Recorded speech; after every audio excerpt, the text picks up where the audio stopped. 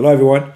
My name is Teddy Fikre, and I'm officially announcing today my candidacy as I'm running for the U.S. Congress to represent Virginia's 8th Congressional District, which is comprised of Alexandria, Arlington, and parts of Southern Fairfax. There's a lot of reasons why I'm choosing to do so, but the very top of the list is the fact that our politics has gone beyond toxic and outright dangerous. We're headed towards a very slippery slope where there's credible voices talking about the fact that we could be headed towards civil war in the upcoming election. I'm originally from Ethiopia. I came to America escaping that type of strife. And so to see firsthand our politics, which has devolved into, it's beyond toxic, it's outright dangerous, where we're not even able to have conversations these days before it devolves into a food fight. And more, the polarized fringes pretty much have made it impossible for a consensus to be reached. As a result, our nation is at a brink. Today, Biden's going to be giving a State of the Union. I'm pretty sure he's going to try to paint a parts of it, which is a rosy picture. But the truth of the matter is, our nation stopped working for us, we the people, a long time ago. And that's another reason why I'm actually running for office to represent Virginia. And in a way, it's to do my part to shift the conversation, because the lower is called, the House of Representatives is called the People's House. The reason that it's called the People's House is it was supposed to represent us, workers, small businesses, everyday people, the common Joe, as they call it, or the common Jane. Not so. If you look in Congress, whether it's in the House of Representatives or Senate, what we have, almost a man and a woman, are millionaires or soon to be millionaires, working for billionaires. And that's just not working for us. And that's evidenced by the policies that are being enacted by Congress and signed into law by the president. I used to always say that politics is for the people and policies are for the powerful. And that's exactly what's taking place right now, where billionaires, by essentially weaponizing their paychecks, by their wealth and writing paychecks, they're able to co-opt Democrats, Republicans alike. These two political parties, as much as they pretend to be opposition, they're not opposing on opposing sides at all. They're united. They're united in their, as they basically give the store away to the wealthiest 1% or the wealthiest 0.1%, and they ravage Main Street. So you have a dichotomy taking place where Wall Street is being given cheap money, where banking executives are able to gamble with our life savings and get bailed out. And meanwhile, homeowners, small businesses are being pillaged. And this transcends our differences. In a way, a lot of the politics, what has boiled down to is taking the legitimate grievances of historical injustices, pains that have been borne by various communities, by African Americans, the marginalization of women, the continued subjugation of, in a lot of ways, Native Americans. These things are very real and they're painful. But what our politics or politicians are doing on both sides, by the way, they co-opt these very real pains, and then they in a way they weaponize them to pit us against each other, and that essentially is what I'm running against, because I'm like I said, I'm originally from Ethiopia. I see how this game is played. Tribalism is very dangerous because it blinds the people that it's targeted towards, and it's only evidenced by or seen by the opposing side, right? So in Ethiopia currently we have various ethnic groups being conditioned to hate one another, to bludgeon one another, and there's warfare taking place where citizens, everyday citizens, are killing each other. Even though a lot of us in in Ethiopia, we have multiple ethnicities in us. But when tribalism gets imbued in the hearts of the people, then it polarizes society, and then that leads to hostilities, and then that leads to death. What this paradigm does is it benefits outsiders as the wealth of the nation is being siphoned off, and it benefits the very few, privileged few at the very top, without necessarily bias to ethnicity. The rest are being hammered, right? Inequalities, that's rampant, runaway inflation, just unable to make it day to day, and rampant hopelessness. What is taking place in Ethiopia and corners throughout African and developing nations is happening right here in America. Except the tribes here are not necessarily based on ethnicities. They're based on black and white, left and right, man versus woman, gay versus straight, and these endless stratifications.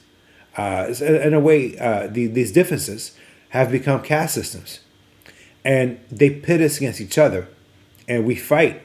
And the truth of the matter is, if you belong in the, popularly known as the bottom 99%, if you're poor, working class, middle class, and even upper middle class, we're all in a way.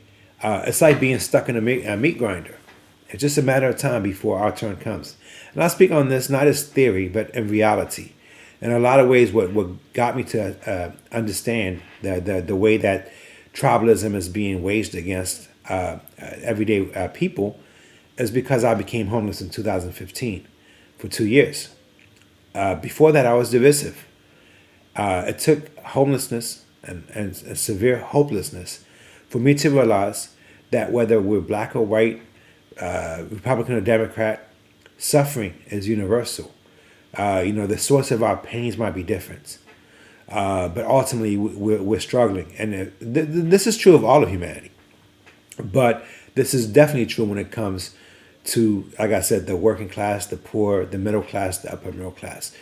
There are some who escape not necessarily pain, because pain is universal, but they escape the struggle because they're able to escape the gravity of inflation. Very few people in this world are able to do that. The rest of us are inching our way downward towards, like I said, 1 or 2 missed paychecks. You're talking about potentially being on the streets. Again, that's not theory, that's reality. And in this way, America, the dream of America, the dream that attracted, continues to attract countless immigrants, like my family and I came to America because of this, is being stripped away on a day-to-day basis, on a year-to-year basis, on an election-by-election basis, by a system of greed that rewards a very few and that punishes the rest of us. This is what we have in common. We, the people, are in our own country being treated or indentured by a pyramid scheme that transfers wealth upwards and socializes poverty downward. And all you have to do is go down to your store, to a local market. You'll see it right before your eyes. The price of chicken gone up through the roof. The cost of basic commodities, gas going through the roof. This is what's evident. What's not evidenced is the other part of how we're being completely pillaged on it. 33% of our taxes being taken out, only to then turn around and be assessed, fees like toll roads, plastic bag fees. These things all benefit industry and completely eviscerate the rest of us. It's not fair. It's not fair that the average worker pays more than a third of his income or her income in taxes, and the billionaire effectively pays zero. It's not fair. It's not fair that a working class janitor pays has pretty much zero disposable income, and a person like Jeff Bezos is able to just hobnob around the world and has the less marginal tax rate than a teacher. These are the things that we should be focused upon. Because, foolishly, what's being done is greed is blinding the very rich from this one reality. If you don't have a vibrant middle class, if you don't have a working class that's able to man the factories, as more and more people are being relegated into poverty, then the economy is going to grind to a halt. That's where we're headed. It's always been the American consumer that fueled this economy. And it's always been small businesses that have made America great. It was not corporations. And it was labor. It was workers that built this country. It wasn't mega corporations like Google. It wasn't mega corporations like Walmart. And in all honesty, these big corporations are job killers. They're not job destroyers. Wherever they go, the local economies get destroyed.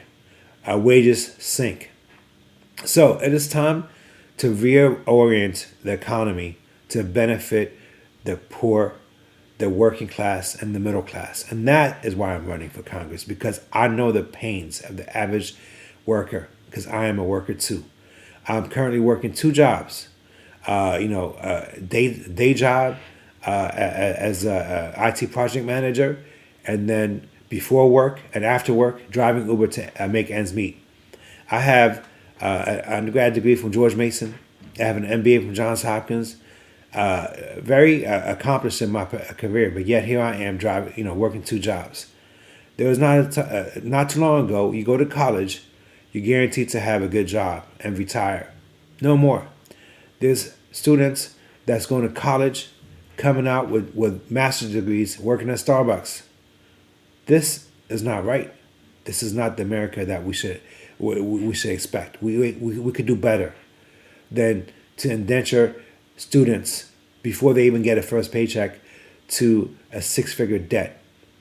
We could do better than to let parents witness their children effectively have corporations wage a war against them, where they're feeding them all kinds of junk, whether it's through the food or through the TV, where media is being weaponized to teach children to value very unhealthy food. This is something that's very close to home for me. When I first came to America, all I did was eat junk food, and I've been struggling with my weight for a long time because of this. When children are being targeted for this type of it's, I don't know what to call it, but predatory capitalism, then the foundation of a nation gets destroyed. So we could do better than these things. We could do better than to have both parents working, and yet worrying about what's going to happen a month from now. We could do better than having a House of Representatives full of millionaires working for billionaires who have zero idea what it's like to live life on this side of the tracks, where we had to actually negotiate between, should I buy this, the grocery, this many groceries? Do I need all this today? So I could pay off a bill. The average savings of Americans is zero. Almost everyone is 1 or 2 paychecks away from disaster. This is not right. We could do better. So that's why I'm running for Congress, so that we, the people, could actually have one of us for once. You have 435 representatives, 100 senators, 1 president, all of them in the pocket of corporations. We need change, but we need authentic change. Not the type based on sloganeering and hashtags, but the type that is unifying, the type that's organic, the type that is not funded by the very same corporations that want the status quo to remain. And so I'm going to run as an independent. I will not take a penny from corporations. And if this campaign is going to take off, if it's going to gain legs and have to build momentum, will be because of everyone else that can identify with my story, with my reality. We stop depending on millionaires to be our Moses, and we become the Moses for ourselves. We empower ourselves. So in a way, my candidacy is also a strike at this a status quo. It's seeking redress from the stranglehold that the establishment has on the rest of us, and actually looking forward to a solution that benefits all. You know, the rich and the middle class and the poor could benefit if we do things the right way, and if we address things from the bottom up, you know, that's how you lift our boats. You don't. There's no trickle down economy. The only thing that trickles down is poverty.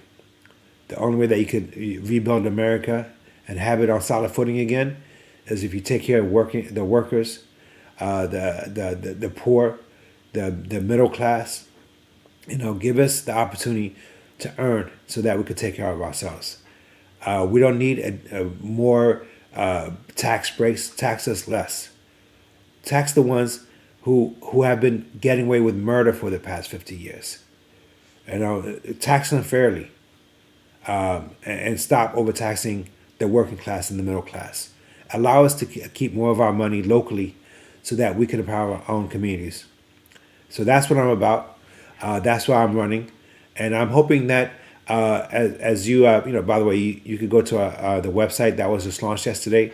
It's Fikre, Fikre, Fikre, 4VA, the number 4VA.com, and find out more. The website is being built out every day. I'm also on Twitter. It's Teddy, TEDDY, underscore FIKRE. That's F as in Frank, IKRE. And keep engaged. And I essentially call it growing as we go. This is something that's completely organic. There's not an industry behind me. I have a couple of folks right now working on the same page because we believe in this idea, the ideas that I just put forth before you. And like I said, if this thing's going to take off, it will do so because we chose to actually make this happen. It will not be a one-man team. And if I go to DC, I will not go there to hobnob with the well-to-do, to climb the ladder. I will be there to speak for us, we the people. All right. So again, check out the website. It's www.teddy.fikre. And what I hope to accomplish as I going forward, is not just to talk about economic issues, which I'm going to focus on like a laser, but also to heal, to have a healing conversation. I use the hashtag Heal America Together. It's not to weaponize the injustices of the past, to blame and collectively judge, but to have conversations where people feel heard, at the same token, without other people feeling judged. And when we connect pains, when we realize that the pains of one impact all, then we could truly move forward as a nation and as a people and as humanity. Thank you again for listening to me, and I'll be talking to you more often as we go along. Thank you. Have a good night. God bless.